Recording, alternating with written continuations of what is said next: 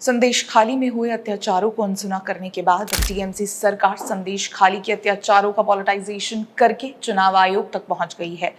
हम इस वीडियो में टीएमसी के कदम की चर्चा करते हुए इस प्रश्न का जवाब ढूंढने का प्रयास करेंगे कि आखिर संदेश खाली का सरलीकरण करने के लिए पश्चिम बंगाल सरकार इतना कठोर प्रयास क्यों कर रही है और जो मामला पहले से ही हाईकोर्ट में लंबित है उसे चुनाव आयोग के पास क्यों ले जाया गया है।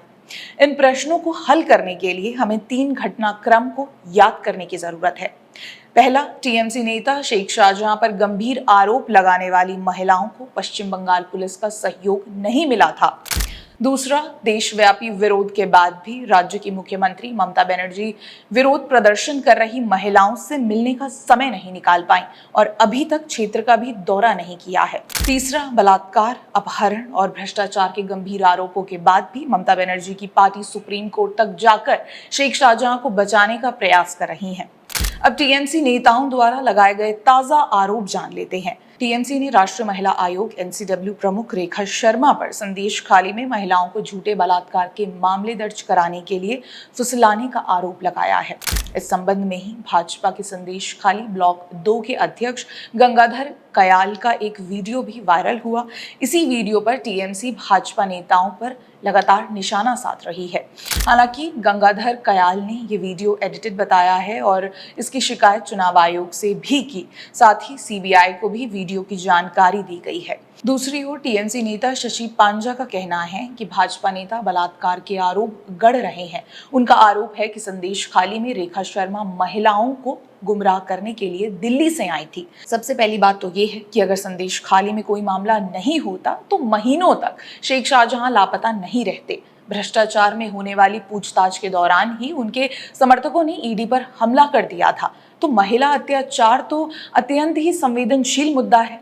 ममता बनर्जी अगर ये नहीं चाहती थी कि मामले का राष्ट्रीयकरण हो तो क्यों नहीं उन्होंने स्थानीय पुलिस को समय से कार्रवाई करने को कहा। संदेश खाली में महिलाओं को न्याय मांगने के लिए सड़क पर उतरना पड़ा और पुलिस उन्हें सहयोग करने को भी तैयार नहीं हुई। यहाँ तक कि विरोध प्रदर्शन को कवर करने पहुंचे मीडिया कर्मियों के खिलाफ भी पश्चिम बंगाल पुलिस ने कार्रवाई की और उन्हें हिरासत में ले लिया। क्या ये मामले को दबाने का प्रयास नहीं था? इतना सब होने के बाद जब मामला कलकत्ता हाई कोर्ट पहुंचा तो कोर्ट ने शेख शाहजहां की जांच सीबीआई को सौंप दी। ममता बनर्जी सरकार इस फैसले को चुनौती देने के लिए सुप्रीम कोर्ट तक पहुंच गई। सुप्रीम कोर्ट ने उनकी याचिका खारिज कर दी और आश्चर्य जताया कि किसी प्राइवेट व्यक्ति के खिलाफ आरोपों की सीबीआई जांच के खिलाफ राज्य सरकार क्यों याचिका दाखिल कर रही है। सुप्रीम कोर्ट और हाई कोर्ट से निराशा मिलने के बाद अब ममता बनर्जी की पार्टी ने चुनाव आयोग का दरवाजा खटखटाया है। मामले की जांच सीबीआई कर रही है और सुनवाई हाई कोर्ट में है। फिर भी टीएमसी अपनी शिकायतों के साथ इलेक्शन कमीशन के पास गई है तो इसका कारण सिर्फ संदेश खाली का पॉलिटाइजेशन करना ही नहीं हो सकता। ममता बनर्जी को न्याय, पारदर्शिता और कानून व्यवस्था की चिंता होती तो वो अपने आरोपों के साथ हाई कोर्ट में खड़ी होती, पर वहां तो उन्होंने आरोपितों के लिए ही आवाज बुलंद कर दी है। धन्यवाद।